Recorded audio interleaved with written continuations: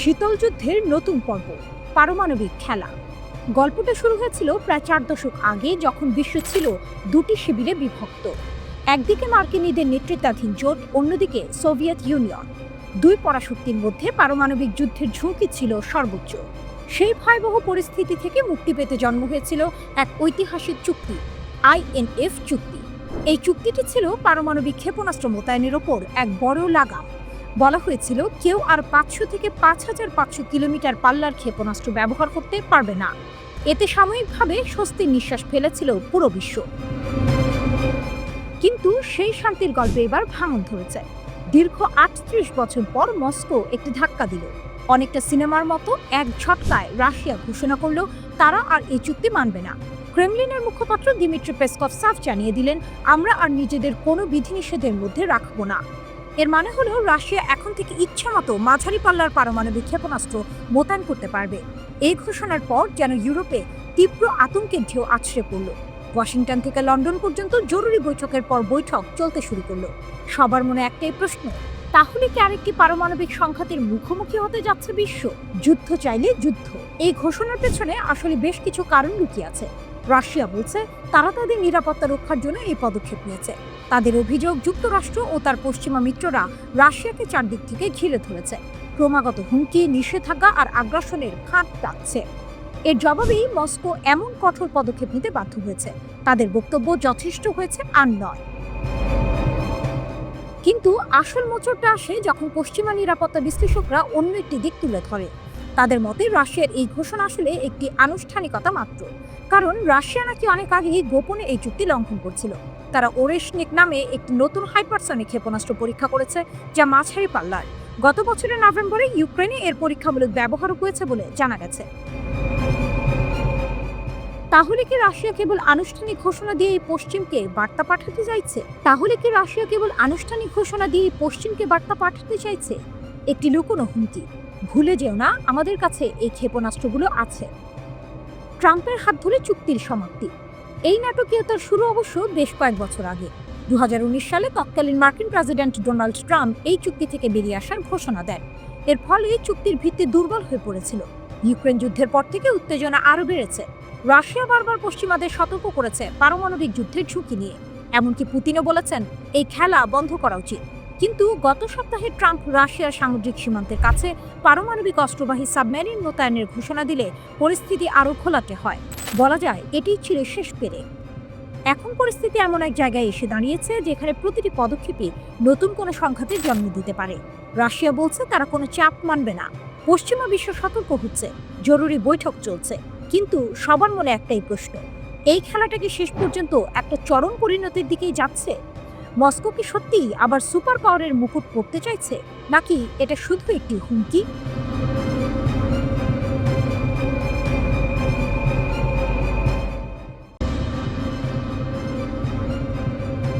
ভোর হচ্ছে, তবে পূর্ব দিগন্তে সূর্য নয়, উঠেছে যুদ্ধের কালো মেঘ। চারিদিকে শুধু রণক্ষেত্রের গন্ধ। মার্কিন প্রেসিডেন্ট ডোনাল্ড ট্রাম্প এক চালবাজ দাবাড়ের মতো রাশিয়ার নাকের ডগায় দুটি পারমাণবিক সাবমেরিন এনেছেন। তার হুঙ্কার 8ই আগস্টের মধ্যে সবকিছু শান্ত না হলে ফল ভালো হবে না। কিন্তু রাশিয়া তো আর চুপ করে বসে থাকার পাত্র নয়। ট্রাম্পের হুমকির জবাবে পুতিনের সহচর সাবেক প্রেসিডেন্ট দিমিত্রি মেদভেদেভ গর্জে উঠেছেন। তিনি ট্রাম্পের এই আলটিমেটামকে হুমকি এবং যুদ্ধের দিকে পদক্ষেপ বলে অভিহিত করেছেন। আর এরপর থেকেই দাবার চাল পাল্টে গেছে। পারমাণবিক অচলাবস্থা, রাশিয়ার পাল্টা চাল। রাশিয়া তার পারমাণবিক ক্ষেপণাস্ত্রের উপর থেকে সমস্ত নিষেধাজ্ঞা তুলে নিয়েছে। ক্রেমলিন ঘোষণা করেছে এখন থেকে মস্কো আর আইএনএফ যুগের ক্ষেপণাস্ত্র পাল্লার বিধিনিষেধ মেনে চলতে বাধ্য নয়। অর্থাৎ তারা এখন 500 থেকে 5500 কিলোমিটার পাল্লার মধ্যে ভূমি থেকে উৎক্ষেপণযোগ্য ক্ষেপণাস্ত্র যে কোনো মুহূর্তে মোতায়েন করতে পারে। এই ঘটনার জন্য রাশিয়া সরাসরি মার্কিন যুক্তরাষ্ট্র এবং ন্যাটোকে দায়ী করেছে। তাদের বক্তব্য, পশ্চিমারা তাদের নিরাপত্তা বিঘ্নিত করছে এবং কৌশলগত ভারসাম্য নষ্ট করার চেষ্টা করছে। আইএনএফ চুক্তি ও তার পরিণতি। 1987 সালের আইএনএফ চুক্তি, যা স্বল্প ও মাঝারি পাল্লার ক্ষেপণাস্ত্রের ব্যবহার নিষিদ্ধ করেছিল, 2019 সালে মার্কিন যুক্তরাষ্ট্রই প্রথম তা ভেঙে দেয়। তখন তারা রাশিয়াকে চুক্তি লঙ্ঘনের জন্য অভিযুক্ত করেছিল।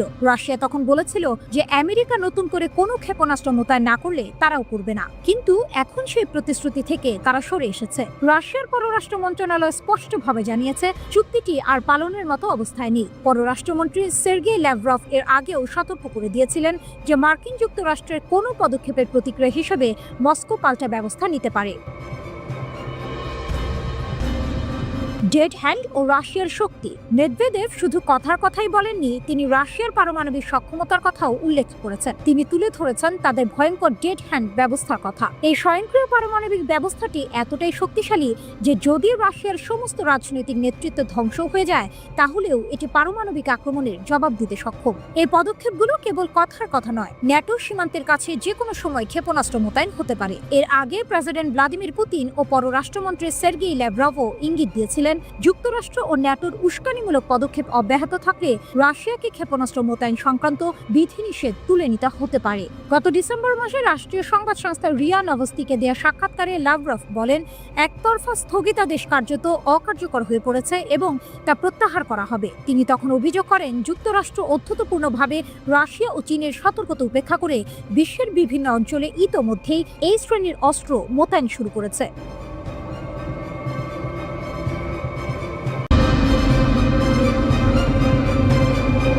পারমাণবিক খেলার নতুন অধ্যায়। ট্রাম্পের চাল, পুতিনের পাল্টা। স্নায়ুযুদ্ধের সময়ও এমন দৃশ্য দেখা যায়নি। কিউবান মিসাইল সংকটের বিভীষিকা ভুলতে পারেনি বিশ্ব, যখন পরমাণু যুদ্ধের কিনারায় পৌঁছে গিয়েছিল মানবজাতি। সেই রুদ্ধশ্বাস 13 দিনের পর থেকে কোনো মার্কিন প্রেসিডেন্ট প্রকাশ্যেই রাশিয়ার উপকূলে পরমাণু সাবমেরিন মোতায়েনের নির্দেশ দেননি। কিন্তু ডোনাল্ড ট্রাম্প, যার শাসনকাল বরাবরই অপ্রত্যাশিত ও নাটকীয়তায় ভরা, তিনি এবার সেই রেখাও অতিক্রম করলেন।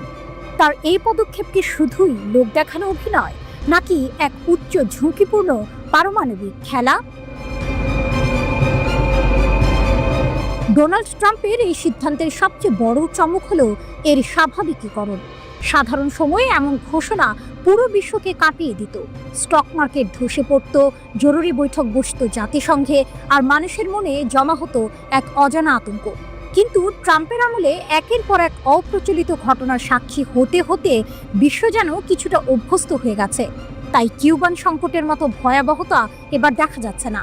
কিন্তু এর মানে এই নয় যে ঝুঁকি নেই, বরং ট্রাম্পের এই পদক্ষেপ পরমাণু উত্তেজনার সিঁড়িতে এক নতুন এবং সম্ভবত বিপজ্জনক ধাপের জন্ম দিয়েছে। ট্রাম্পের এই চালকে অনেকেই বলছেন তিনি আসলে পুতিনের কৌশলই ব্যবহার করছেন। দীর্ঘদিন ধরে পুতিন পারমাণবিক অস্ত্রকে এক ধরনের দর কষাকষির হাতিয়ার হিসেবে ব্যবহার করে আসছেন। যখনই পশ্চিমা দেশগুলোর সঙ্গে উত্তেজনা বেড়েছে, তিনি কালিনিনগ্রাদে পরমাণু বহনে সক্ষম ইস্কান্দার ক্ষেপণাস্ত্র মোতায়েন করেছেন। 2023 সালে বেলারুশে পারমাণবিক অস্ত্র মোতায়েন করে তিনি স্নায়ুযুদ্ধের পর প্রথমবার রাশিয়ার বাইরে পারমাণবিক অস্ত্র স্থাপন করেন।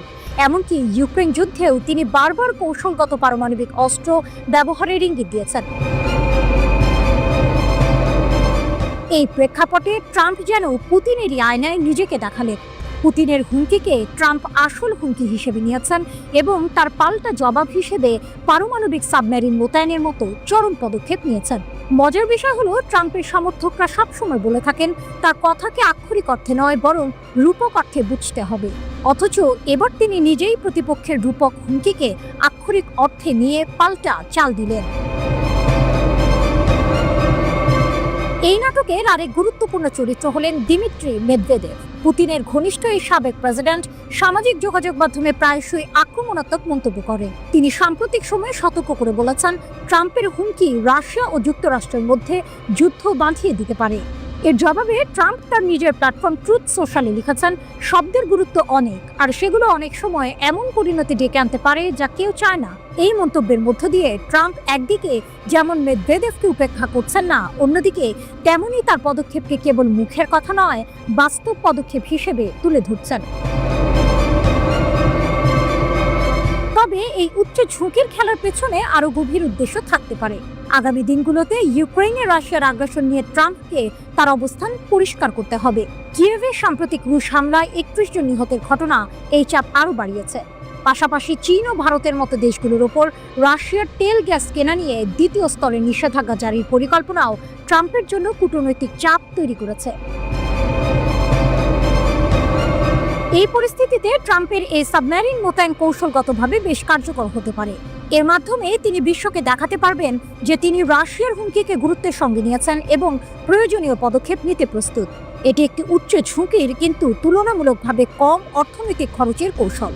বিশেষ করে যেসব মিত্র দেশকে তিনি অন্য ক্ষেত্রে পাশে পেতে চান তাদের উপর শুল্ক আরোপের চেয়ে এই কৌশল কম ব্যয়বহুল।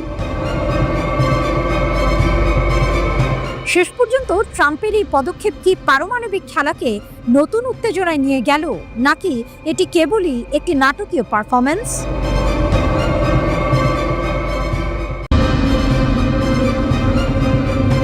মধ্যপ্রাচ্যের আকাশে নতুন অধ্যায়। রুশ ঢালে অপ্রতিরোধ ইরান। তেল আবিব থেকে ওয়াশিংটন, বিশ্বের তাবর তাবর সামরিক হেডকোয়ার্টারের মনিটরে ভেসে ওঠা একটি লাল বিন্দু সব হিসেব উল্টে দেবে। এতদিন যে ইসরায়েলি F-35 স্টেলথ ফাইটারকে আকাশের অপ্রতিরোধ শিকারী বলে মনে করা হতো, সেটিই এখন শিকারে পরিণত হবে। ইরানের মরুভূমির আকাশে এক নীরব প্রহরী জেগে উঠেছে, যার অদৃশ্য জাল ভেদ করা প্রায় অসম্ভব। খেলা ঘুরে গেছে। ইরানের পারমাণবিক কর্মসূচির প্রাণকেন্দ্র ইস্পাহানের আকাশ এখন আর আগের মতো নেই। গত 26 জুলাই মরুভূমির বুক চিরে যখন একটি মিসাইল আকাশে গর্জে উঠল, তখন তা শুধু একটি পরীক্ষা ছিল না, ছিল মধ্যপ্রাচ্যের ক্ষমতার ভারসাম্যে একটি ভূ রাজনৈতিক ভূমিকম্পের ঘোষণা। এটি ছিল রাশিয়ার কিংবদন্তি তুল্য S-400 ট্রায়াঙ্গ এয়ার ডিফেন্স সিস্টেমের প্রথম অপারেশনাল পরীক্ষা, যা এখন ইরানের হাতে। মস্কোর এই পদক্ষেপ নিছক কোনো সামরিক চুক্তি নয়, এটি একটি মাস্টার স্ট্রোক। অত্যন্ত গোপনে রাশিয়ান Il-76 পরিবহন বিমানে করে এই মারাত্মক সিস্টেমের বিভিন্ন অংশ তেহরানে এসে পৌঁছায়। রাশিয়া আনুষ্ঠানিকভাবে মুখে কুলুপ এঁটেছে, যা এই ঘটনাকে আরও রহস্যময় এবং ভয়ঙ্কর করে তুলেছে। S-400 শুধু একটি মিসাইল সিস্টেম নয়, এটি প্রায় 400 কিলোমিটার পর্যন্ত বিস্তৃত এক দুর্ভেদ্য দুর্গ। এর রাডার এতটাই শক্তিশালী যে মার্কিন ও ইসরায়েলিদের অহংকার F-35 স্টেলথ জেটের ছায়াও তার চোখ এড়াতে পারবে না। এর মানে হলো ইরানের আকাশে হামলা চালানোর চিন্তা এখন দুঃস্বপ্নের নামান্তর। ইরানের আকাশসীমায় প্রবেশ করার অর্থ এক অদৃশ্য মৃত্যু ফাঁদে পা দেয়া। কিন্তু প্রশ্ন হলো, রাশিয়া হঠাৎ কেন তার সবচেয়ে উন্নত প্রতিরক্ষা ব্যবস্থা ইরানকে দিল? এখানেই লুকিয়ে আছে আসল টুইস্ট। এটি কোনো উপহার নয়, বরং ইরানের এক শীতল প্রতিশোধ এবং ভূ রাজনৈতিক দাবা খেলার চূড়ান্ত চাল। বেশ কিছুদিন ধরেই রাশিয়ার কাছ থেকে Su-35 যুদ্ধ বিমান পাওয়ার কথা ছিল ইরানের, কিন্তু মস্কো সেই প্রতিশ্রুতি পূরণে দেরি করছিল। সহ্য করতে না পেরে তেহরান তার ধৈর্যের শেষ সীমায় পৌঁছে যায়। তারা মস্কোকে একটি স্পষ্ট বার্তা দেয়, হয় প্রতিশ্রুত যুদ্ধ বিমান দিন, না হলে আমাদের আকাশ রক্ষার জন্য আরও শক্তিশালী কিছু চাই। চাপের মুখে রাশিয়া তার টুরুপের তাস S-400 ইরানের হাতে তুলে দিতে বাধ্য হয়। এটি প্রমাণ করে ইরান এখন আর রাশিয়ার দাবার ঘুঁটি নয়, বরং নিজেই একজন শক্তিশালী খেলোয়াড়, যে প্রয়োজনে রাশিয়ার মতো পরাশক্তিকেও তার দাবি মানতে বাধ্য করতে পারে।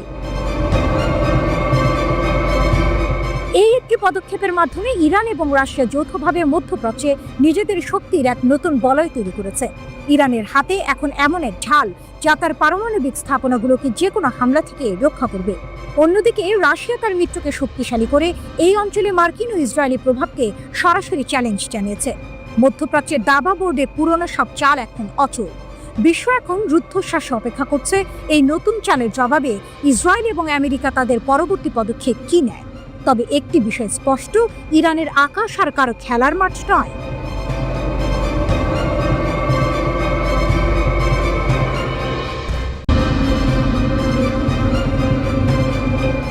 আমেরিকা ইরানের ওপর আবারও আক্রমণ শুরু করেছে। ট্রাম্পের ভাড়াটে সৈন্যরা আদালতে হামলা চালিয়ে ইরানিদের হত্যা করেছে। ইরানের হামলার প্রতিশোধ নেওয়ার প্রতিশ্রুতি দেওয়ার সাথে সাথে আমেরিকার বিরুদ্ধে এক বিস্ময়কর অভিযোগ আনা হয়েছে। ইরানের বিচার বিভাগীয় প্রধান জাহেদানে আদালত ভবনে একটি মারাত্মক হামলাকে সন্ত্রাসবাদ বলে নিন্দা করেছেন। গোলাম হোসেইন মোহসেনি রক্তাক্ত হামলার জন্য জাইশ আল আদল গোষ্ঠীকে দায়ী করেছেন। তবে তিনি প্রক্সি উপাদান ব্যবহার করে এই হামলা চালানোর জন্য মার্কিন যুক্তরাষ্ট্রকে অভিযুক্ত করেছেন। তিনি আমেরিকাকে ইহুদিবাদী অপরাধ এবং বিশ্বব্যাপী সন্ত্রাসী কর্মকাণ্ডের প্রধান সমর্থক বলে অভিহিত করেছেন। এই ঘটনা আবারও ইরান এবং মার্কিন যুক্তরাষ্ট্রের পাশাপাশি ইসরায়েলের মধ্যে উত্তেজনা বাড়িয়ে তুলেছে। ইরান বারবার আমেরিকার বিরুদ্ধে আঞ্চলিক সহিংসতায় জড়িত থাকার অভিযোগ করেছে, যে অভিযোগটি ইসরায়েল অস্বীকার করেছে। আদালত ভবনে হামলায় আমেরিকার কথিত ভূমিকা সম্পর্কে ইরানের বিচার বিভাগীয় প্রধান বলেছেন, কোনো সন্দেহ নেই যে এই ধরনের অপরাধ এবং সন্ত্রাসী ঘটনার মূল কারণ এবং উৎপত্তি অহংকারী শক্তি, যেখানে অপরাধী মার্কিন যুক্তরাষ্ট্র অগ্রভাগে রয়েছে। তিনি আরও বলেন, আমেরিকা গাজায় ইহুদিবাদীদের অকথ্য অপরাধের প্রধান পৃষ্ঠপোষক এবং বিশ্বব্যাপী অসংখ্য অপরাধের মূল পরিকল্পনাকারী। 26 জুলাই ইরানের সিস্তান এবং বালুচিস্তান প্রদেশের রাজধানী জাহেদানে একটি সন্ত্রাসী হামলা ঘটে। ইরানের রাষ্ট্র পরিচালিত IRNA সংবাদ সংস্থার মতে 5 জন বেসামরিক নাগরিক সহ কমপক্ষে 10 জন নিহত হয়েছেন। প্রেস টিভির প্রতিবেদন অনুসারে এই হামলায় 2 ডজনেরও বেশি মানুষ আহত হয়েছেন। দক্ষিণ পূর্ব ইরানের বিচার বিভাগীয় ভবনে অজ্ঞাত বন্দুকধারীরা গুলি চালিয়েছে।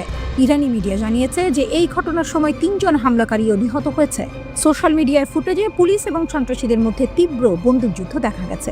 এরপরে সন্ত্রাসীরা ভবনে গ্রেনেড ছুড়ে মারে। এ হামলার দায় স্বীকার করেছে জৈশ আল আদল সন্ত্রাসী গোষ্ঠী। এদিকে ইরানের 3টি পারমাণবিক স্থাপনায় সামরিক হামলা চালানোর মাত্র কয়েক সপ্তাহ পরেই ফের তেহরানকে হুমকি দিয়েছেন মার্কিন প্রেসিডেন্ট ডোনাল্ড ট্রাম্প।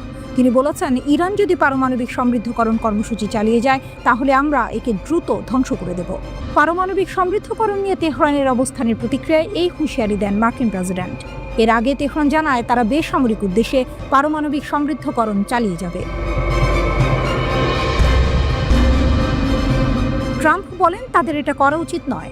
আমরা তাদের পারমাণবিক সম্ভাবনা ধ্বংস করে দিয়েছি, তারা আবার শুরু করতে পারে। যদি তারা তা করে তাহলে আমরা এটিকে তত দ্রুত ধ্বংস করে দেব, এত দ্রুত যে আপনি আঙুল তুলতে পারবেন না। ট্রাম্পের বিবৃতির পর ইরানের পররাষ্ট্রমন্ত্রী আরাকচি বলেন, ইরান কখনো হুমকি এবং ভয় দেখানোর ভাষায় সাড়া দেবে না। তিনি জানিয়েছেন, ইরানে যদি আবার আক্রমণ করা হয় তবে আরও সিদ্ধান্তমূলক প্রতিক্রিয়া জানাতে দ্বিধা করবে না।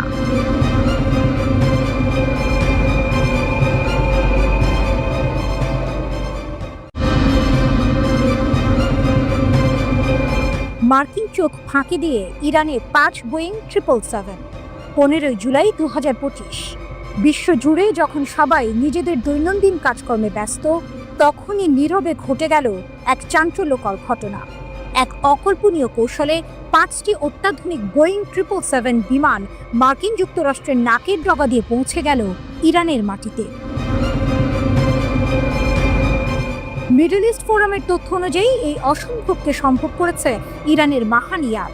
মার্কিন ভিত্তিক লন এভিয়েশন থেকে তারা কিনেছে 5টি বোয়িং 777-212ER জেট বিমান।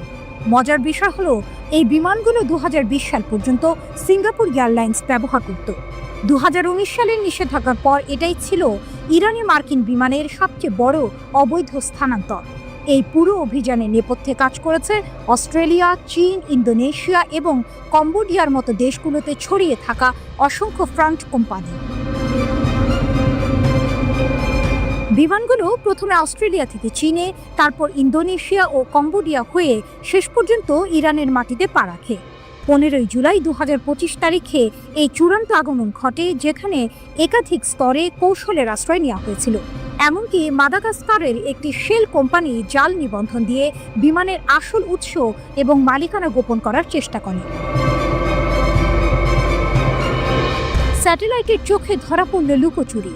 এই গোপন মিশন অবশ্য পুরোপুরি গোপন থাকেনি। স্যাটেলাইট চিত্রগুলি পরিষ্কারভাবে দেখিয়ে দিয়েছে বিমানগুলো ইরানের মাশহাদ, জাহেদান এবং চাবাহারে অবতরণ করেছে। আশ্চর্যের বিষয় হলো, চাবাহার বিমানবন্দর সাধারণত সামরিক ও লজিস্টিক কাজে ব্যবহৃত হয়।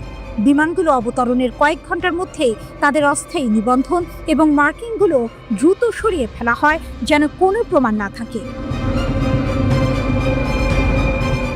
ইরানের জন্য এক কৌশলগত জয়। এই নতুন বোয়িং 777 বিমানগুলো মাহান ইয়ারের পুরনো A340 বহরের তুলনায় অনেক বেশি জ্বালানি সাশ্রয়ী এবং দীর্ঘ পাল্লার। এর ফলে ইরান এশিয়ার দূরপাল্লার রুটে এই বিমানগুলো ব্যবহার করতে পারবে, এমনকি নিষেধাজ্ঞা এড়াতে ইয়াজদ এয়ারওয়েজের কাছে লিজও দিতে পারবে। এই ঘটনা নিঃসন্দেহে ইরানের দীর্ঘপাল্লার বিমান বহরকে আরও শক্তিশালী করল এবং সরাসরি আন্তর্জাতিক শাস্তি এড়াতে সাহায্য করল। সবথেকে চাঞ্চল্যকর বিষয় হলো এই জেটগুলো একটি মার্কিন কোম্পানি থেকে এসেছিল এবং একাধিক দেশের মধ্য দিয়ে গিয়েছিল, কিন্তু কোনো দেশে এর জন্য শাস্তির সম্মুখীন হয়নি। মার্কিন প্রতিরোধের ক্ষয় এক অশনি সংকেত। প্রতিবেদনে বলা হয়েছে মার্কিন যুক্তরাষ্ট্র এই পুরো নেটওয়ার্কটিকে আটকাতে বা অবৈধ নিবন্ধন রুটগুলো বন্ধ করতে সম্পূর্ণ ব্যর্থ হয়েছে। ইন্দোনেশিয়ার মতো কিছু দেশের বিরুদ্ধে অতীতেও ইরানের বিমান চোরাচালানে সহায়তা করার অভিযোগ উঠেছে, কিন্তু তাদের বিরুদ্ধে কোনো ব্যবস্থা নেওয়া হয়নি। মিডল ইস্ট ফোরামের প্রতিবেদন অনুযায়ী এটি মার্কিন প্রতিরোধের ক্ষয় এবং ক্রমবর্ধমান ইরানি দায়মুক্তি দেখাচ্ছে। এই ঘটনা কি কেবল একটি বিমান হস্তান্তরের গল্প, নাকি এটি আন্তর্জাতিক ভূ রাজনীতিতে এক নতুন মোড়ের ইঙ্গিত দিচ্ছে, যেখানে পরাশক্তির নিয়ন্ত্রণ দুর্বল হয়ে পড়ছে এবং ইরানের আঞ্চলিক শক্তিগুলো নিজেদের প্রভাব বাড়াচ্ছে? এই প্রশ্নই এখন বিশ্বজুড়ে আলোচনার কেন্দ্রে।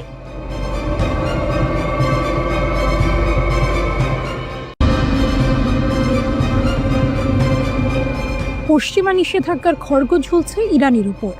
সময়সীমা ঘনিয়ে আসছে অগাস্টে, কিন্তু পশ্চিমারা যখন তেহরানকে কোণঠাসা করার চেষ্টা করছে, ইরান তখন তার সামরিক সক্ষমতার এক নতুন দৃষ্টান্ত স্থাপন করেছে, যা ইসরায়েলের অত্যাধুনিক প্রতিরক্ষা ব্যবস্থাকেও চ্যালেঞ্জের মুখে ফেলে দিয়েছে। অপ্রত্যাশিত সামরিক চাল, ইসরায়েলের আকাশ প্রতিরক্ষা ভেদ। ইসরায়েলের আকাশ প্রতিরক্ষা ব্যবস্থা বিশ্বজুড়ে বেশ সুপরিচিত। যুক্তরাষ্ট্রের সহায়তায় গড়ে ওঠা এই 4 স্তর বিশিষ্ট প্রতিরক্ষা ব্যবস্থা, যার মধ্যে রয়েছে অ্যারো 3, অ্যারো 2, ডেভিড স্লিং এবং আয়রন ডোম, যে কোনো ক্ষেপণাস্ত্র হামলা প্রতিহত করতে সক্ষম বলে দাবি করা হয়। কিন্তু অপারেশন ট্রু প্রমিস 3-তে ইরান দেখিয়ে দিয়েছে এই ব্যবস্থাতেও ফাঁক থাকতে পারে। আগে ইরান সাধারণত রাতে ব্যাপক আকারে ক্ষেপণাস্ত্র হামলা চালাতো, কিন্তু এবার তারা কৌশল বদলেছে। দিনের বেলায় ছোট ছোট নির্ভুল হামলা চালিয়ে ইসরায়েলের প্রতিরক্ষা ব্যবস্থার প্রতিক্রিয়া পর্যবেক্ষণ করেছে। হামলার পাল্লা, গতিপথ এবং সময় পরিবর্তন করে ইরান ইসরায়েলের প্রতিরক্ষা ব্যবস্থাকে তার সর্বোচ্চ সমন্বয় ক্ষমতার বাইরে নিয়ে যেতে বাধ্য করেছে। ইসরায়েলি ক্ষেপণাস্ত্র বিশেষজ্ঞ কালিস্কির ভাষায়, তারা ইসরায়েলি প্রতিরক্ষা ব্যবস্থাকে বিচ্ছিন্ন করার চেষ্টা করেছে। সবচেয়ে বড় চমক ছিল ইসরায়েলের ফাত্তা-1 হাইপারসনিক ক্ষেপণাস্ত্রের ব্যবহার। এটি শব্দের চেয়ে 10 গুণেরও বেশি গতিতে আঘাত হানতে সক্ষম এবং এর ওয়ারহেড আলাদা হতে পারে, যা এটিকে ট্র্যাক করা আরও কঠিন করে তোলে। ইসরায়েলের সবচেয়ে উন্নত ইন্টারসেপ্টর যেমন অ্যারো 3 এবং ডেভিড স্লিং তত্ত্বীয়ভাবে এমন ক্ষেপণাস্ত্র আটকাতে সক্ষম হলেও ফাত্তা-1 ইসরায়েলের 4টি প্রতিরক্ষা স্তর ভেদ করে লক্ষ্যবস্তুতে আঘাত হানতে সক্ষম হয়েছে।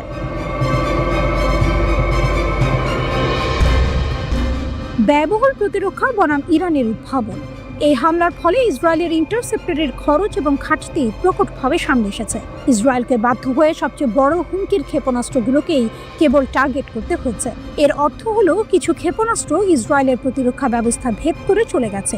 এই ঘটনাগুলো বিশেষ করে সংঘাতের গতি এবং ভৌগোলিক নিয়ন্ত্রণ করার ইরানের ক্ষমতা, কৌশলগত ক্ষমতার ভারসাম্যে একটি উল্লেখযোগ্য পরিবর্তনের ইঙ্গিত দেয়।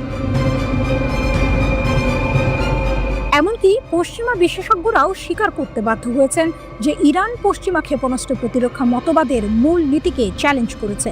র্যান্ড কর্পোরেশনের রাফায়েল কোহেন স্বীকার করেছেন যে কোনো ক্ষেপণাস্ত্র ব্যবস্থা, এমনকি ইসরায়েলের মতো অত্যাধুনিক ব্যবস্থাও শেষ পর্যন্ত দুর্বলতা প্রকাশ করবে। তার মতে একটি প্রতিরক্ষা ব্যবস্থার মূল বিষয় হলো নিখুঁত একক স্তর তৈরি করা নয়, বরং এর সম্মিলিত প্রভাব।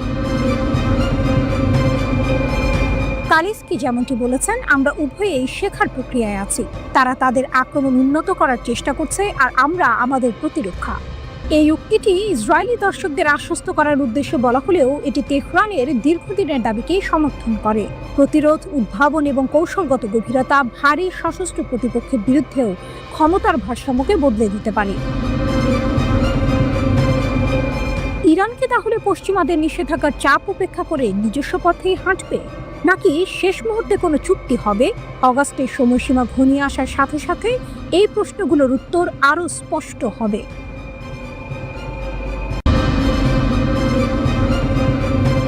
গাজায় ইসরায়েলি বাহিনীর বাড়তি ক্ষয়ক্ষতি, প্রতিরোধ বাহিনীর জোরালো কৌশল।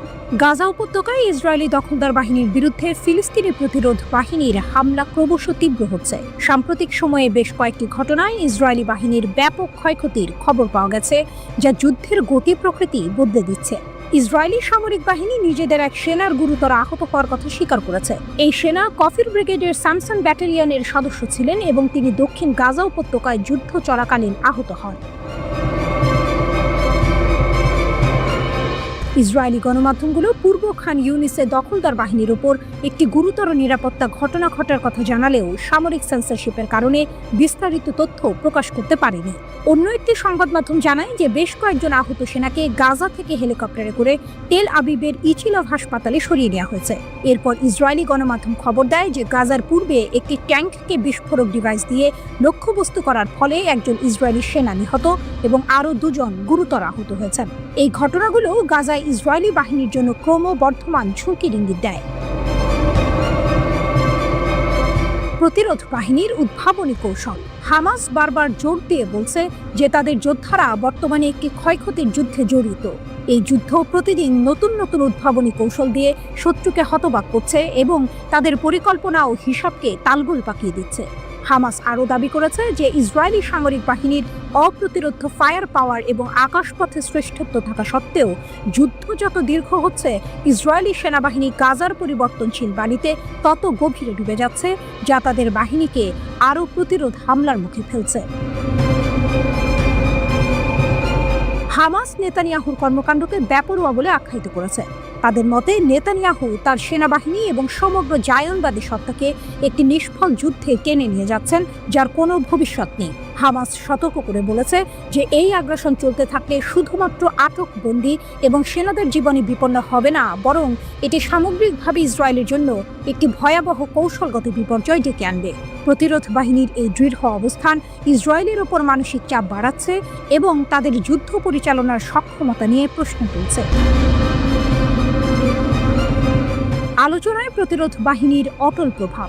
আল মায়াদিনের প্রতিরোধ বিষয়ক বিশ্লেষক হানি আল দালি মনে করেন, ফিলিস্তিনি প্রতিরোধ বাহিনীর অটল সংকল্প এবং ইসরায়েলি কাঠামো প্রত্যাখ্যান করার মনোভাবই বর্তমান আলোচনা প্রক্রিয়াকে গভীরভাবে প্রভাবিত করেছে। আল দালি জোর দিয়ে বলেছেন যে ফিলিস্তিনি প্রতিরোধ বাহিনীর দৃঢ়তা এবং যুদ্ধক্ষেত্রে তাদের অবিচলতা ইসরায়েলকে তাদের পূর্ববর্তী প্রত্যাহার পরিকল্পনা পুনর্বিবেচনা করতে বাধ্য করেছে। ইসরায়েল প্রাথমিকভাবে আলোচনায় গাজা উপত্যকার কিছু অংশে সামরিক উপস্থিতি বজায় রাখার চেষ্টা করেছিল, কিন্তু প্রতিরোধ বাহিনীর দৃঢ়তার কারণে তাদের পরিকল্পনায় পরিবর্তন আনতে হচ্ছে। তিনি আরও উল্লেখ করেছেন যে মাটিতে চালানো উচ্চ প্রভাবের অভিযানগুলো, যেমন একটি ইসরায়েলি ট্যাঙ্কের ভেতরে বিস্ফোরক ডিভাইস স্থাপন করা, এক প্রতিরোধ যোদ্ধার বহুল প্রচারিত ছবি, ইসরায়েলি সামরিক প্রতিষ্ঠানে উল্লেখযোগ্য চাপ সৃষ্টি করেছে। এই অভিযানগুলো ইসরায়েলের রাজনৈতিক নেতৃত্ব এবং জনগণের কাছে একটি সুস্পষ্ট বার্তা পৌঁছে দিচ্ছে যে চলমান নিরলস ক্ষয়ক্ষতি এবং সৈন্যদের মনোবল কমে যাওয়ার কারণে সেনাবাহিনী গাজায় তাদের লক্ষ্য অর্জন করতে পারবে না। আল দালি আরও বলেছেন যে ফিলিস্তিনি প্রতিরোধ বাহিনীর শক্তিশালী সামরিক পারফরম্যান্স সরাসরি আলোচনা প্রক্রিয়াকে প্রভাবিত করেছে এবং মধ্যস্থতাকারীদের চাপে দখলদার বাহিনীকে তাদের প্রত্যাহার পরিকল্পনা সংশোধন নিয়ে আলোচনা করতে বাধ্য করছে। আল দালি আরও বলেছেন যে ফিলিস্তিনি প্রতিরোধ বাহিনীর শক্তিশালী সামরিক পারফরম্যান্স সরাসরি আলোচনা প্রক্রিয়াকে প্রভাবিত করেছে এবং মধ্যস্থতাকারীদের চাপে দখলদার বাহিনীকে তাদের প্রত্যাহার পরিকল্পনা সংশোধন নিয়ে আলোচনা করতে বাধ্য করছে। এই পরিস্থিতি প্রমাণ করে যে প্রতিরোধ বাহিনীর সামরিক সক্ষমতা গাজার ভবিষ্যৎ নির্ধারণে একটি গুরুত্বপূর্ণ ভূমিকা পালন করছে।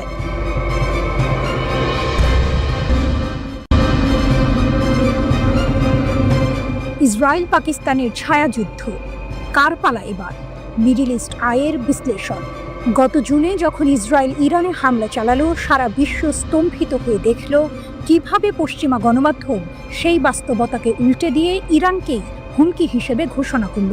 কিন্তু এই ঘটনার শীতল প্রশ্নটি হলো, এবার কার পালা? পাকিস্তানের প্রতিরক্ষামন্ত্রী খাজা আসিফ ঠিকই বলেছেন, মুসলিম দেশগুলোকে এখন ঐক্যবদ্ধ হতে হবে, নইলে সবার পালা আসবে। এটা নিছকই কোনো কূটনৈতিক আক্ষেপ নয়, বরং এক ভয়াবহ সতর্ক সংকেত। পশ্চিমাদের এখন আর জাতিসংঘের প্রস্তাব লাগে না। সংবাদ মাধ্যমের শিরোনাম, অর্থনৈতিক অবরোধ আর বয়ান নির্মাণের যুদ্ধ, এসবই এখন তাদের নতুন কৌশল। যদি তাতেও কাজ না হয় তাহলে ইসরায়েলের মতো আগাম ধারণার ভিত্তিতে হামলা চালানো যাবে।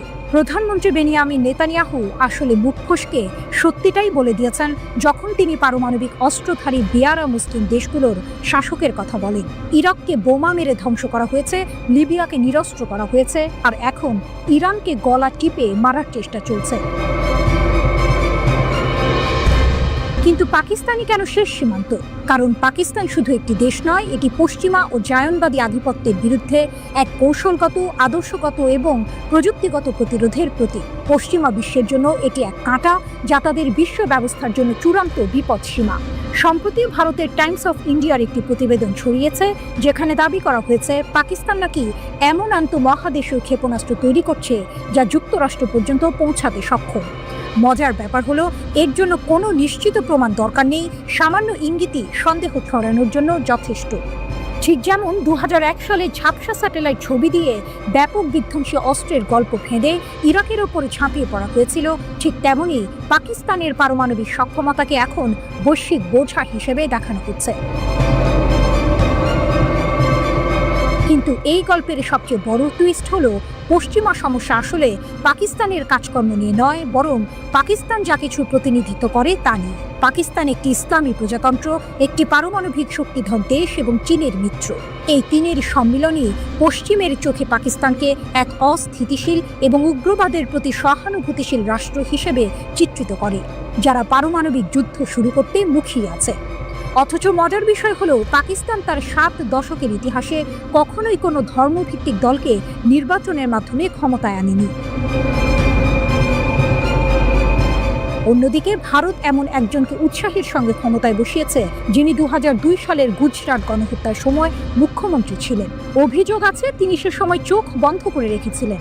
সেই নরেন্দ্র মোদী এখন এমন একটি দলের নেতৃত্ব দিচ্ছেন, যা প্রকাশ্যেই একটি হিন্দু জাতীয়তাবাদী রাষ্ট্র গঠনের কথা বলে, যেখানে মুসলমান ও অন্যান্য সংখ্যালঘুদের প্রান্তিক করে তোলা হবে। এরপরও ব্রিটিশ ও পশ্চিমা সংবাদ মাধ্যম ভারতকে এখনও যুক্তিবাদী রাষ্ট্র ও গণতন্ত্রের বাতিঘর হিসেবে দেখে। গত এপ্রিলে পেহেলগামী হিন্দু তীর্থযাত্রীদের ওপর হামলার পর ভারত যখন পাকিস্তানের সম্পৃক্ততার কোনো বিশ্বাসযোগ্য প্রমাণ ছাড়াই সীমান্ত পার হয়ে সামরিক অভিযান শুরু করল, পশ্চিমা সংবাদ মাধ্যম অনেকটাই দিল্লির বয়ানকে প্রশ্নহীনভাবে গ্রহণ করে। এর বিপরীতে পাকিস্তানি কর্মকর্তাদের বৈরিতাপূর্ণ সাক্ষাৎকারের মুখোমুখি হতে হয়। এখানে এক অঘোষিত কিন্তু স্পষ্ট যুক্তি কাজ করে। হিন্দু জাতীয়তাবাদী রাজনীতি যতই সহিংস হোক না কেন, তার রাজনৈতিক পছন্দ হিসেবে বৈধতা পায়। কিন্তু ইসলামপন্থী রাজনীতি ক্ষমতার ধারে কাছে না থাকলেও তাকে অস্তিত্বের হুমকি হিসেবে দেখা হয়।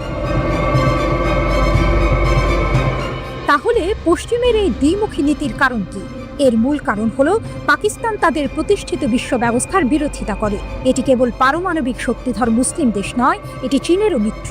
আর এই 3টি বৈশিষ্ট্যই পশ্চিমের চোখে পাকিস্তানকে এক ভিন্ন মাত্রার হুমকি হিসেবে দাঁড় করিয়েছে। তাই এবার কার পালা? এই প্রশ্নের উত্তরটা হয়তো আমাদের ধারণার চেয়েও বেশি জটিল এবং গভীর।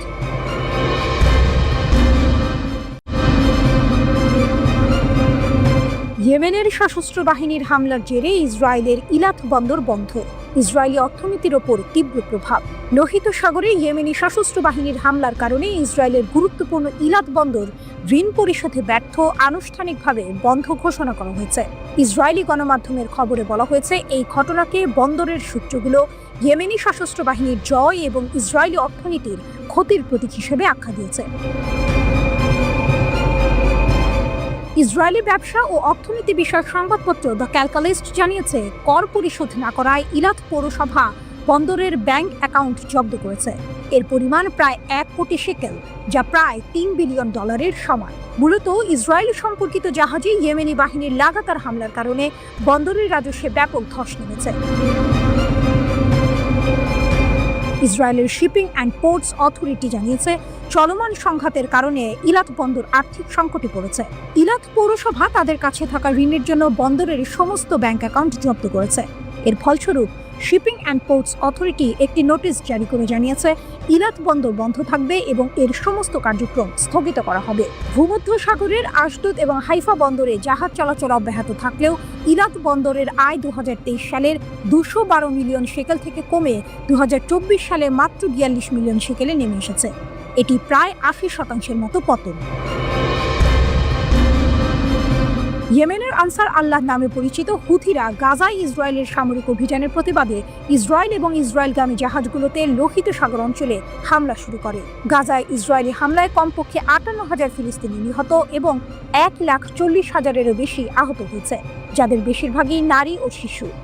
আন্তর্জাতিক দাতব্য সংস্থা সেভ দ্য চিলড্রেন জানিয়েছে প্রায় 21,000 শিশু নিখোঁজ হয়েছে বলে ধারণা করা হচ্ছে। ডানপন্থী ইসরায়েল বেইতেনু দলের ইসরায়েলি সংসদ সদস্য ওদেদ ফর মিডল ইস্ট আইকে বলেছেন, বন্দর বন্ধ করা ইসরায়েলি সরকারের জন্য লজ্জার প্রতীক। তার মতে সরকার ইলাতের জাহাজ চলাচলের পথের হুমকি অপসারণ করতে পারেনি, যার ফলে ইসরায়েল রাষ্ট্রের দক্ষিণ বাণিজ্য প্রবেশদ্বারটি কার্যত অকার্যকর হয়ে পড়েছে। তিনি আরও উল্লেখ করেন যে কয়েক মাস ধরে আমরা হুথি হুমকি মোকাবিলায় ব্যর্থতার কারণে ইলাত বন্দরের পতনের বিষয়ে সতর্ক করেছিলাম। ফোর অভিযোগ করেছেন যে সরকার শিপিং লেন বজায় রাখার জন্য দৃঢ় পদক্ষেপ নেওয়ার পরিবর্তে উন্মুক্ত সহায়তার নীতি বাস্তবায়নের মাধ্যমে বন্দরটিকে নীরবে ভেঙে পড়তে দিয়েছে। যুদ্ধের আগে ইলাত বন্দরের প্রধান বাণিজ্য ছিল ইসরায়েলের নতুন গাড়ি খালাস করা। 2023 সালে বন্দরটিতে প্রায় 1,50,000 গাড়ি খালাস করা হয়েছিল এবং 134টি জাহাজ নোঙর করেছিল। কিন্তু 2024 সালে কোনো গাড়ি খালাস হয়নি এবং নোঙর করা জাহাজের সংখ্যা 64তে নেমে এসেছে। এমনকি 2025 সালের মে মাস পর্যন্ত পুরো বছরে মাত্র 6টি জাহাজ বন্দরে নোঙর করেছে। গত মাসে সরকার যুদ্ধের শুরু থেকে জমে থাকা ঋণ মেটাতে বন্দরের জন্য 15 মিলিয়ন শেকেল বা $4.5 মিলিয়ন অনুদান অনুমোদন করেছিল, কারণ বন্দরটিতে কৌশলগত জাতীয় সম্পদ হিসেবে সংজ্ঞায়িত করা হয়েছিল। তবে বন্দরের সূত্রগুলো দ্য ক্যালকালিস্টকে জানিয়েছে যে ইসরায়েলি সরকার তাদের পর্যাপ্ত সহায়তা দেয়নি। বন্দর কর্মকর্তাদের মতে ইসরায়েল আশা করেছিল একটি বেসরকারি কোম্পানি 1 বছর 8 মাস নিজের শক্তিতে টিকে থাকবে। বন্দরের একটি সূত্র দ্য ক্যালকালিস্টকে ক্ষোভ প্রকাশ করে বলেছে, এটা ভয়াবহ। ইলাত এবং ইসরায়েলের অর্থনীতির বিরুদ্ধে যুদ্ধে এটি হুথিদের জয়। আর্থিক ক্ষতির ফলে বন্দর কর্তৃপক্ষ বেশ কয়েকজন শ্রমিককে ছাঁটাই করতে বাধ্য হয়েছে।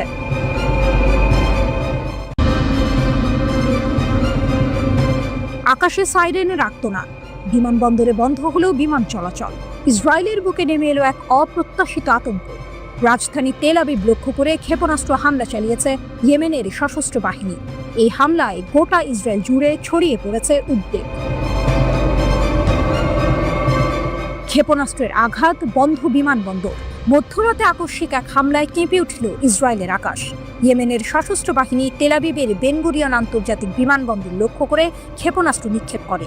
এই হামলার পরপরই ইসরায়েলের বহু শহরে একযোগে বেজে ওঠে সতর্কতামূলক সাইরেন। আনাদুল এজেন্সির খবর অনুযায়ী দ্রুততার সঙ্গে বেন গুরিয়ন বিমানবন্দরের সব ধরনের বিমান চলাচল সাময়িকভাবে বন্ধ করে দেওয়া হয়। ইসরায়েলি সংবাদ মাধ্যম চ্যানেল 12 জানিয়েছে, ইয়েমেন থেকে আসা একটি ক্ষেপণাস্ত্রের কারণেই এই কঠোর নিরাপত্তামূলক পদক্ষেপ নেওয়া হয়। ইসরায়েলি সেনাবাহিনী এক বিবৃতিতে নিশ্চিত করেছে, ইসরায়েলের বিভিন্ন অঞ্চলে সতর্কতামূলক সাইরেন বাজানোর পর ইয়েমেন থেকে উৎক্ষেপণ করা একটি ক্ষেপণাস্ত্র বিমান বাহিনী সফলভাবে প্রতিহত করেছে। অর্থাৎ ক্ষেপণাস্ত্রটি ইসরায়েলে আঘাত হানতে পারেনি, মাঝপথেই এটিকে থামিয়ে দেওয়া হয়েছে। তবে এই হামলার দায় স্বীকার করে নিয়েছে ইয়েমেনের সশস্ত্র বাহিনী। গোষ্ঠীটির সামরিক মুখপাত্র ইয়াহিয়া সারি এক টেলিভিশন ভাষণে জানান, বেন গুরিয়ন বিমানবন্দর লক্ষ্য করে তারা প্যালেস্টাইন 2 নামের একটি হাইপারসনিক ব্যালিস্টিক ক্ষেপণাস্ত্র নিক্ষেপ করেছে। তিনি বলেন, এই অভিযান ছিল একটি গুণগত সামরিক পদক্ষেপ যা সরাসরি বিমানবন্দরের দিকে পরিচালিত হয়েছে। ইয়েদিয়ত আহরোনট সংবাদপত্রের তথ্যমতে তেল আবিব, রামাত গান, পেতা তিকভা, জেরুজালেম, হোলন, রিশন লেজিয়ন, বোনেব্রাক, মোডিন এবং রোহবাত সহ ইসরায়েলের বহু গুরুত্বপূর্ণ শহরে সাইরেন বাজানো হয়। সাধারণ মানুষ আশ্রয়স্থলে ছুটতে বাধ্য হন। তবে স্বস্তির এখন পর্যন্ত এই হামলায় কোনো ধরনের ক্ষয়ক্ষতি বা প্রাণহানির খবর পাওয়া যায়নি। ইসরায়েলি প্রতিরক্ষা ব্যবস্থা সফলভাবে কাজ করায় একটি বড় ধরনের বিপর্যয় এড়ানো গেছে। ইয়েমেনি সশস্ত্র বাহিনীর অব্যাহত প্রতিরোধের ঘোষণা। ইয়াহিয়া সারি তার ভাষণে স্পষ্ট জানিয়েছেন, গাজা উপত্যকায় ইসরায়েলি আগ্রাসন ও অবরোধ বন্ধ না হওয়া পর্যন্ত তাদের প্রতিরোধমূলক হামলা অব্যাহত থাকবে। গত মার্চ মাস থেকে ইসরায়েল গাজায় নতুন করে সামরিক অভিযান শুরু করার পর ইয়েমেনি বাহিনী ক্ষেপণাস্ত্র ও ড্রোন হামলা আরও বাড়িয়ে দিয়েছে। 2023 সালের নভেম্বর মাস থেকে তারা লোহিত সাগর, এডেন উপসাগর এবং আরব সাগরে বাণিজ্যিক জাহাজেও হামলা চালিয়ে আসছে। ইয়েমেনের সশস্ত্র বাহিনী দাবি করে এই হামলাগুলো ফিলিস্তিনিদের প্রতি তাদের সংহতির অংশ হিসেবে চালানো হচ্ছে। গাজার স্বাস্থ্য মন্ত্রণালয় ও আন্তর্জাতিক বিভিন্ন সংস্থার তথ্য অনুযায়ী চলমান ইসরায়েলি হামলায় গাজায় এরই মধ্যে প্রায় 59,000 মানুষ প্রাণ হারিয়েছেন। এই বিপুল সংখ্যক প্রাণহানি ফিলিস্তিন সংহতি আন্দোলনকে আরও জোরদার করেছে, যার প্রভাব হিসেবে ইয়েমেনের সশস্ত্র বাহিনীর মতো গোষ্ঠীগুলো ইসরায়েলের বিরুদ্ধে সরাসরি হামলায় অংশ নিচ্ছে।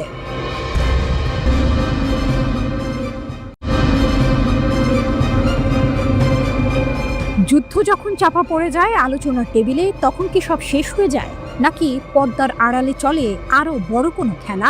মধ্যপ্রাচ্যে এখন ঠিক এমনই এক পরিস্থিতি। ইসরায়েলের একের পর এক সামরিক আঘাতে ইরান কি দুর্বল হয়ে গেছে? তেহরান কি হাল ছেড়ে দিয়েছে, নাকি আরও বড় কোনো চাল চেলে নিজেদের হারানো প্রভাব ফিরিয়ে আনার চেষ্টা করছে? সিএনএনের বিশ্লেষণ। নিঃশব্দে এক নতুন খেলা। মধ্যপ্রাচ্যের বাতাসে এখন চাপা উত্তেজনা। ইরানের প্রক্সি গ্রুপগুলো যেন নতুন করে জেগে উঠেছে। লোহিত সাগরের গুরুত্বপূর্ণ জলপথ, ইরাকের তেলক্ষেত্র, এমনকি লেবাননের সীমান্তের ওপার থেকে আসছে একের পর এক চাঞ্চল্যকর খবর। মনে হচ্ছে ইরান তার আঞ্চলিক প্রভাব পুনর্গঠনের চেষ্টা করছে, যা গত প্রায় 2 বছরের ধ্বংসাত্মক ইসরায়েলি সামরিক অভিযানে অনেকটাই ক্ষয়প্রাপ্ত হয়েছিল। ওয়াশিংটন ইনস্টিটিউটের সিনিয়র ফেলো মাইকেল নাইটস বলেছেন, ইরান কখনোই তাদের গোষ্ঠীগুলোকে পুনরায় সরবরাহ করা বন্ধ করবে না। এই কথাতেই লুকিয়ে আছে পুরো গল্পের মূল সুর। ইসরায়েল ইরানের গুরুত্বপূর্ণ সামরিক ব্যক্তিত্বদের হত্যা করেছে, এমনকি ইসলামিক রিভলিউশনারি গার্ড কর্পস IRGCর প্রধান হোসেন সালামিকে হারানোর পরও ইরান থেমে নেই। ইয়েমেনের আগুন, লোহিত সাগরের নতুন বিপদ। যুদ্ধের মাত্র 3 দিন পরেই লোহিত সাগরে 750 টন ইরানি ক্ষেপণাস্ত্র এবং সামরিক সরঞ্জামবাহী একটি জাহাজ আটক করা হলো। কি ছিল তাতে? ক্ষেপণাস্ত্র, ড্রোন ইঞ্জিন, রাডার সিস্টেম, সবকিছুই যাচ্ছিল ইয়েমেনের হুথিদের কাছে। মার্কিন সামরিক বাহিনী একে ইয়েমেনের ইতিহাসে বৃহত্তর অস্ত্র আটক হিসেবে আখ্যা দিয়েছে, কিন্তু ইরান এই অভিযোগ সম্পূর্ণ অস্বীকার করে একে আমেরিকার প্রতারণামূলক প্রচেষ্টা বলে অভিহিত করেছে। তবে হুথিরা থেমে নেই। সম্প্রতি তারা গ্রিক মালিকানাধীন একটি জাহাজে হামলা চালিয়েছে, যেখানে 4 জন ক্রু সদস্য নিহত, অন্যরা আহত এবং 11 জন নিখোঁজ হয়েছে। কয়েকদিন আগে আরেকটি লাইবেরিয়ার পতাকাবাহী জাহাজে চালকবিহীন নৌকা, ক্ষেপণাস্ত্র এবং ড্রোন ব্যবহার করে হামলা চালানো হয়। কয়েক মাস শান্ত থাকার পর লোহিত সাগরে এই নতুন করে হামলাগুলো কি ইঙ্গিত দিচ্ছে যে ইরান আবার সক্রিয় হয়ে উঠছে? ইরাকের তেলক্ষেত্র, লেবাননের হিজবুল্লাহ, ইরাকের কুর্দি অঞ্চলে ইরান সমর্থিত গোষ্ঠীগুলো তেল উৎপাদনে বিঘ্ন ঘটাচ্ছে। কুর্দি আঞ্চলিক সরকারের একমাত্র কর্মকর্তা অভিযোগ করেছেন, মিলিশিয়াদের দ্বারা ড্রোন হামলার পর মার্কিন কোম্পানি দ্বারা পরিচালিত 2টি সহ 5টি তেলক্ষেত্র ক্ষতিগ্রস্ত হয়েছে। তাদের লক্ষ্য স্পষ্ট, কুর্দিদের অর্থনৈতিকভাবে দুর্বল করা। অন্যদিকে লেবাননের হিজবুল্লাহ গোষ্ঠী, যা একসময় ইরানের সবচেয়ে শক্তিশালী মিত্র ছিল, এখন মারাত্মকভাবে দুর্বল হয়ে পড়েছে। গত বছর ইসরায়েলি হামলায় তাদের সম্মানিত নেতা হাসান নাসরুল্লাহ নিহত হয়েছেন। ডিসেম্বরে সিরিয়ার রাষ্ট্রপতি বাশার আল আসাদের পতনের পর সিরিয়ায় তাদের মূল সরবরাহ পথটিও হারিয়ে গেছে, কিন্তু তবুও ইরান তাদের অস্ত্র সরবরাহ চালিয়ে যাচ্ছে। একজন আঞ্চলিক কর্মকর্তা বলছেন, অবশ্যই ইরানিরা তাদের আলোচনার হাতকে শক্তিশালী করার জন্য তাদের কিছু প্রক্সিকে শক্তিশালী করার চেষ্টা করছে। তবে আরেক সূত্র জানিয়েছে, হিজবুল্লাহ নিজেদের পুনর্গঠিত করার চেষ্টা করছে, কারণ তারা এখন অস্তিত্বের পরিস্থিতিতে রয়েছে। সিরিয়ার নীরব প্রতিরোধ। লেবাননে হিজবুল্লাহকে পুনর্বহাল করার ইরানের প্রচেষ্টা অব্যাহত থাকলেও সিরিয়ার নতুন সরকার ইরানের বিরুদ্ধে কঠোর অবস্থান নিয়েছে। সিরিয়ার স্বরাষ্ট্র মন্ত্রণালয় লেবাননে পাঠানো অস্ত্রের বেশ কয়েকটি চালান আটক করেছে। সম্প্রতি তারা ট্যাঙ্ক বিরোধী কর্নেট ক্ষেপণাস্ত্র পাচারের একটি প্রচেষ্টা ব্যর্থ করেছে, যা শাকসবজি বহনকারী একটি ট্রাকে লুকানো ছিল। ওয়াশিংটন ইনস্টিটিউটের সিনিয়র ফেলো মাইকেল নাইটস বলছেন, আমরা এখনো বিদ্যমান, আমরা অক্ষত, কিছুই পরিবর্তন হয়নি। এই লাইনটি হয়তো ইরানের বর্তমান অবস্থার সবচেয়ে ভালো ব্যাখ্যা। তারা হয়তো ক্ষয়প্রাপ্ত হয়েছে, কিন্তু ভেঙে পড়েনি, বরং পর্দার আড়ালে তারা নিজেদের শক্তি পুনর্গঠনের চেষ্টা করছে, যেন যে কোনো মুহূর্তে তারা আবার পুরনো রূপে ফিরে আসতে পারে।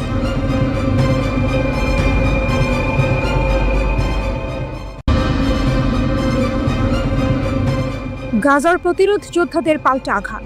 গাজায় ইসরায়েলি আগ্রাসন যত বাড়ছে, ফিলিস্তিনি প্রতিরোধ যোদ্ধারাও ততটাই মরিয়া হয়ে পাল্টা আঘাত হানছে।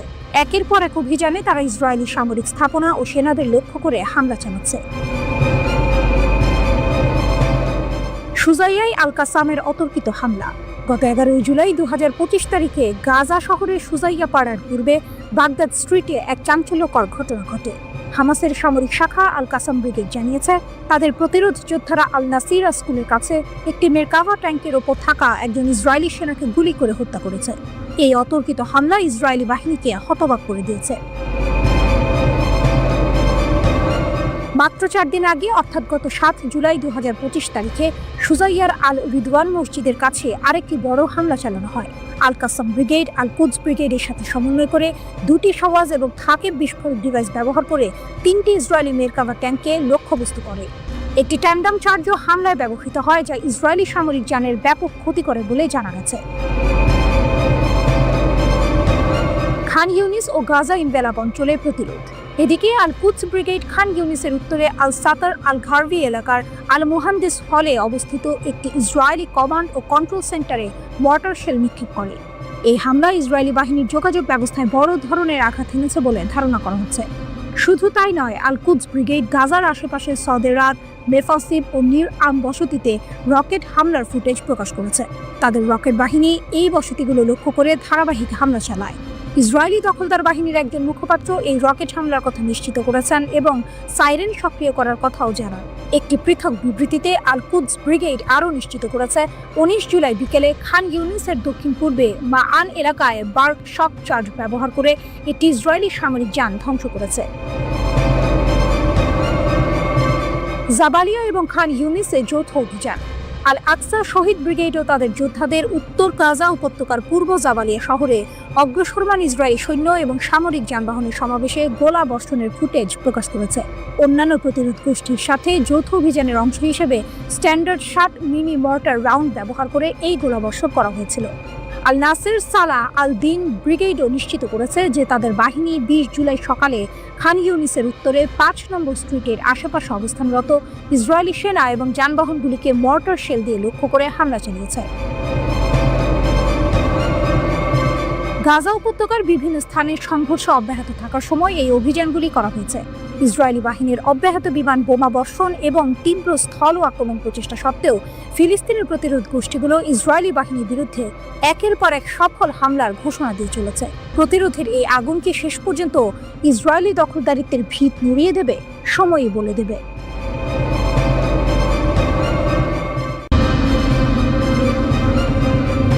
ইসরায়েলের সঙ্গে 12 দিনের সংঘাতের পর ইরান তাদের আকাশ প্রতিরক্ষা ব্যবস্থা মেরামত করে ফেলেছে। দেশটির এক শীর্ষ সেনা কর্মকর্তার বরাত দিয়ে এই খবর জানিয়েছে ইরানের বার্তা সংস্থাগুলো। গত জুনে শুরু হওয়া টানা 12 দিনের এই সংঘাতে ইসরায়েলের বিমান হামলা ইরানের আকাশ প্রতিরক্ষা ব্যবস্থায় ব্যাপক ক্ষতি সাধন করেছিল। তবে ইরান দাবি করছে তারা দেশীয় প্রযুক্তিতে সেই ক্ষতি পুষিয়ে নিয়েছে। মধ্যপ্রাচ্যের বাতাসে এখন বারুদের গন্ধ। জুন মাসের এক ভোর ইসরায়েলের যুদ্ধ বিমানগুলো হঠাৎই ইরানের আকাশসীমায় কালো ছায়া ফেলেছিল। 12 দিন ধরে চলেছিল সেই আকাশ যুদ্ধ। ইসরায়েলের উন্নত F-35 যুদ্ধ বিমানগুলো ইরানের আকাশ প্রতিরক্ষা ব্যবস্থায় আঘাত হানে। ইরানের S-300 এবং নিজস্ব প্রযুক্তিতে তৈরি বাভার 373 প্রতিরক্ষা ব্যবস্থা ব্যাপক ক্ষতিগ্রস্ত হয়। ইরানও বসেছিল না। পাল্টা ক্ষেপণাস্ত্র আর ড্রোন হামলায় ইসরায়েলি ভূখণ্ডেও কাঁপন ধরিয়েছিল তারা। কিন্তু আকাশ যুদ্ধের পাল্লা ইসরায়েলের দিকেই ভারী ছিল। যুদ্ধের ডামাডোলের পর যখন ধুলো উঠছিল, তখন সবার চোখ ছিল ইরানের দিকে। তারা কি এই অপ্রত্যাশিত আঘাত সামলে উঠতে পারবে? ইরানের সামরিক বাহিনীর অপারেশন বিভাগের উপপ্রধান মাহমুদ মুজাভি একটি চাঞ্চল্যকর ঘোষণা দিলেন। তিনি জানালেন, আমাদের কিছু আকাশ প্রতিরক্ষা ব্যবস্থা ক্ষতিগ্রস্ত হয়েছিল, এটা লুকানোর কিছু নয়। কিন্তু আমাদের সহকর্মীরা দেশীয় সম্পদ ব্যবহার করে সেগুলোর বদলে আগে থেকে নিরাপদ জায়গায় মজুত রাখা ব্যবস্থা প্রতিস্থাপন করেছেন, যেন আকাশসীমা সুরক্ষিত থাকে।